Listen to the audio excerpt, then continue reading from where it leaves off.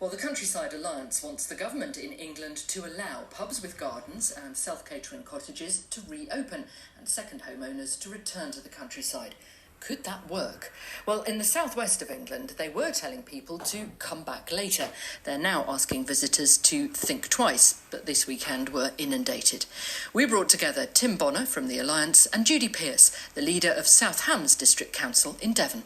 Our concern is that at the moment, in communities across the countryside, people are being asked to take the risk, the perceived risk of incomers, of people coming from outside their area with the potential threat of carrying the virus.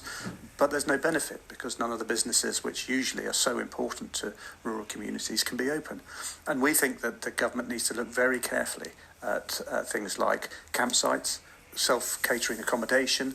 It needs to think about whether cafes and pubs can serve people outside, because until we get to a situation where rural businesses are able to have some benefit from the large numbers of people who are going to visit the countryside, there's an unnecessary friction, we believe, and the risk of creating division between town and countryside. Judy Pearce, in the South Hams, how easy would it be for businesses to open up now? Well, I think businesses would need some notice because I think there is a risk assessment they have to go through and they have to make sure that they're complying with all the present regulations. But given sort of a week or 10 days notice, I think most of them could open up in some form or another, and I think a lot of them are very anxious to do just that. Tim, it is difficult though, isn't it, for rural communities, a lot of which are older. They feel at risk if visitors arrive.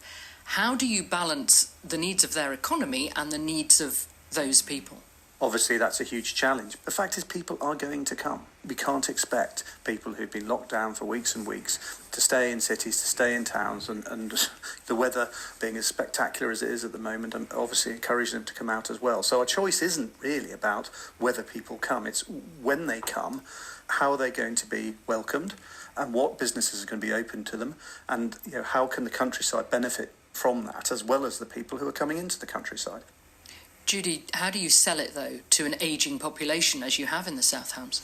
So far, by persuasion and putting the right arguments in front of them. I mean, there were a lot of people who didn't want us to open the beach car parks, for instance.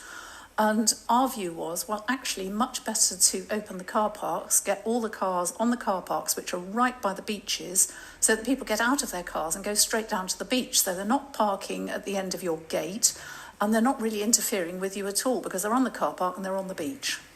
If there is a delay and you're not open, for instance, in time for the summer holidays, what would that mean for the economy in your area?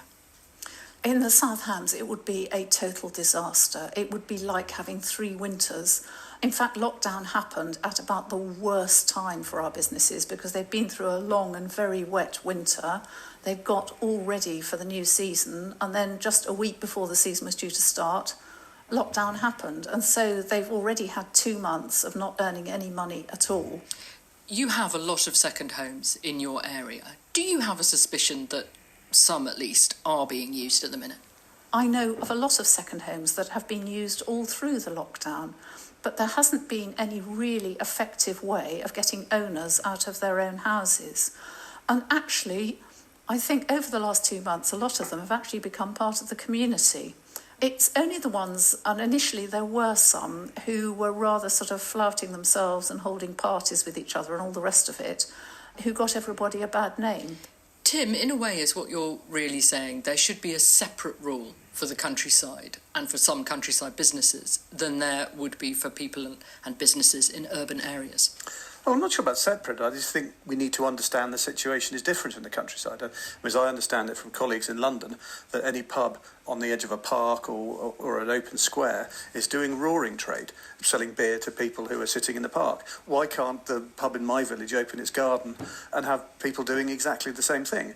Equally, if I'm got my cleaner coming in to clean my flat in London, which is now allowed under the rules, what's the difficulty about someone cleaning a house at the weekend and turning over a self-catering unit where people are coming to stay on holiday, which they're letting out from farm lets and bed and breakfast? So I think it's about adapting the rules for the countryside and also allowing the countryside to take a lead, because tourism is such a critical part of the rural economy that if we don't start to reopen the countryside, the consequences are going to be really serious. Tim Bonner from the Countryside Alliance and Judy Pearce, leader of the South Hams District Council.